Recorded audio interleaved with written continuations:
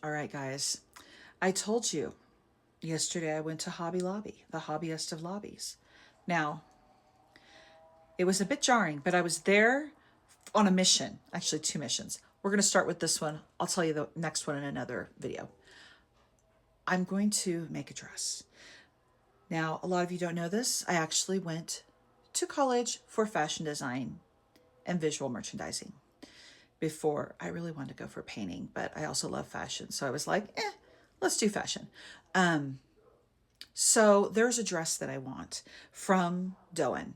Everyone knows DÔEN. Beautiful clothing, beautiful dresses. This lady here is not spending $400 on a little slip dress. That because I know construction, y'all, because I worked in high-end retail for 18 years, 15, 18, one of those, for a very long time. I know how to make these things and I know what goes into it. And I know that it's not worth $400, DÔEN. I'm sorry. I'm sorry. It's beautiful. The fabric is beautiful. I'm sure the fabric is amazing. That being said, I'm going to make one. I think it's called the Ellery dress. I don't know. But hold on one second. Let me show you what I got. Okay. Now, the dress that I'm trying to reproduce, or something similar, it's not going to be exactly, but it's going to be similar.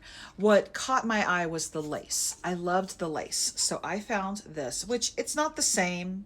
And honestly, I'm going to make one. And if I love it, I might go out and look for other lace, places that sell lace. This is what Hobby Lobby had. We used to have a Joann's, but it went under RIP Joann's. I loved Joann's, but it went under. And so that's all we have here.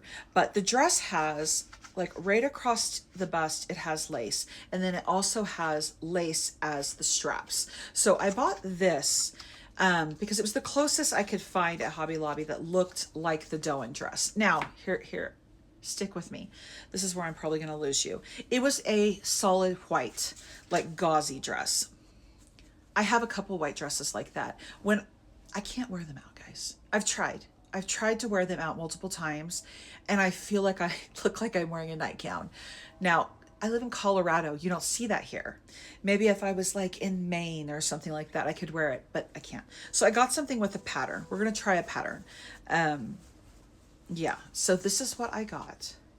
So it's like a floral, and I think it's really delicate and pretty with the lace. I thought that would be really cute. And I want the silhouette of the dress. It doesn't have to be the same fabric, but I thought that would look really pretty, especially with sandals this summer and then, whatever.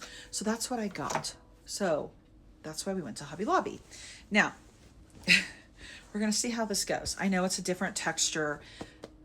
I only had so many options at Hobby Lobby. Excuse me, sorry. There's like fuzz on my nose.